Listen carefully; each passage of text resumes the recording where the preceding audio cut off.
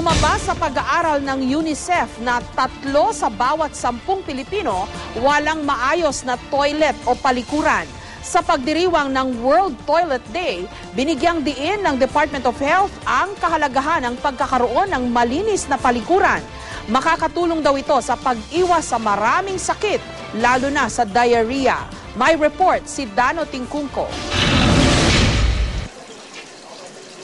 San ka man magpunta, importante na may tatakbuhan ka kapag tinawag ka ng kalikasan. Ganyan ka-importante ang magkaroon ng palikuran sa ating mga bahay. Pero sa datos ng UNICEF, 1 sa bawat 3 tao sa mundo walang sariling CR. Sa Pilipinas, 3 sa bawat 10 tao ang walang malinis na palikuran. Bunsod ng kahirapan. What's the most notable disease when you don't have access to sanitation? Diarrhea. Very good.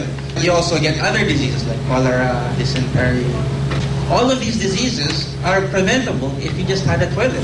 Sa Bulan, Sorsogon, 4 sa kada 10 tao ang walang sariling CR sa tala ng DOH. Umaasa ang ilang residente sa community CR na walang bubong at pinagtagpi-tagping sako ang pader.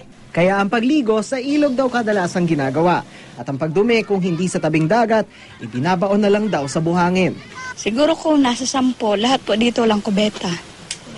Bakit po kaya walang Kasi walang pampasayar po. May konting cost na kailangan, but at least if we compare yung magagastos natin sa pag-construct niyan, pag-put up, doon sa pag nagkasakit, mas malaking gastos yon.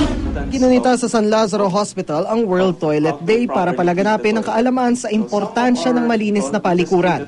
Sa loob ng 2 taon, bumaba na raw ang bilang ng mga dinadala rito mga na-diarrhea. Pero sa paunang tala ng ospital, 5 sa bawat 10 Manileño pa rin ang tinatamaan ng diarrhea. Isa sa mga kampanya ng DOH ang magkaroon ng sariling CR ang bawat pamilya. Kung yung ma-observe dito sa San Lazaro, napakaraming mga shanty area na medyo talagang kulang talaga sila sa palikuran, sa proper. And if you're going to observe, meron tayong mga